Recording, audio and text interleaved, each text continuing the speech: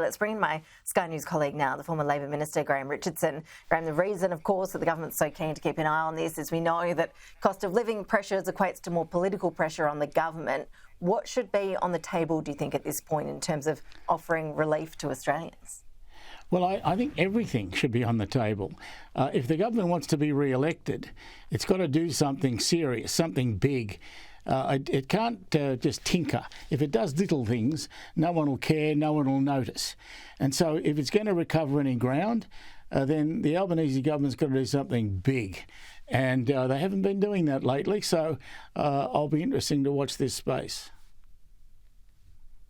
Yeah, what is your read on the polls lately, Richo? We have seen various polls now, the Newspoll just recently suggesting that the Prime Minister really is starting to lose his shine with voters. Well, it's not really unusual mid-term for governments to dip in the polls. I mean, that happens all the time. It's the last 12 months that you look at and see how they're tracking then. So I think they can afford to be down a bit now, but they can't afford to let that just continue on and on and on. When you're going poorly, you can afford it for a little while, but you can't afford it for a long time. So they're going to need to do a few things that grab public interest. And you can only do that if the things you do are big. Think on a small scale and you're dead. How do you assess the end of the year for the government? We know, of course, we've been reporting today, the government wants to pass these new laws that would allow convicted criminals released from immigration detention to be re-detained. It has turned into a political football. There's a lot of speculation that these new laws, if they do come up with any, would also just end up back in the High Court. It is a bit of a messy end to the year. Yeah, it is, but I think no matter what they do, it'll end up in the High Court. That's for sure. On a subject like this, you can bet someone will go to the High Court. So I think they've got to be prepared for that, but they'll get the best legal advice they can and have a crack. It's just not easy these days. The High Court doesn't find it too difficult to knock over the government.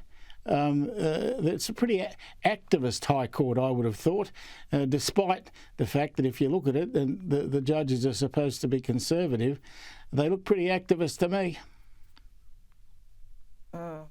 So, Richo, just to wrap up, in terms of looking ahead at what we can expect in 2024, what are you expecting will be the big issues we're looking at? Obviously, the cost of living pressures will roll on. What else do you think is going to be on the agenda we'll all be talking about next year? I think there's nothing as big as cost of living. It won't go away. It'll dominate again next year, all the way till the election. It'll be cost of living, and you'll be sick of hearing about it. But that's what's going to happen, I think. In terms of other issues, you've got to remember these days, between the two parties, there's very little difference. I mean, their policies are really only differing at the margin, how far you go on something, not whether you do it or not. And therefore, you see the two main parties have actually converged quite a bit. They'd hate me saying that, but it's true. They've converged quite a bit. And if you take out matters to do with trade unions, then really it's just a matter of picking who's more competent. And at times, Labor's looked a lot more competent than the Liberals. And so the Liberals are going through one of those periods, I think, where you have to rebuild.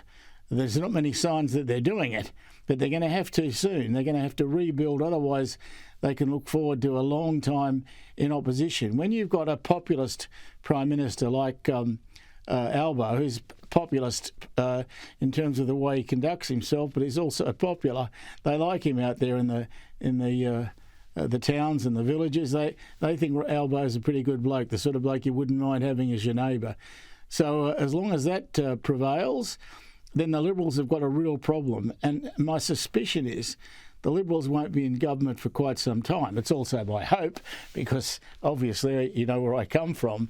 But on a more serious note, they aren't looking good, and they don't seem to be capturing the middle ground. So I'd say Albo's set for a long reign. Graham Richardson, always enjoy picking your political brain. Thanks for your time. Thank you.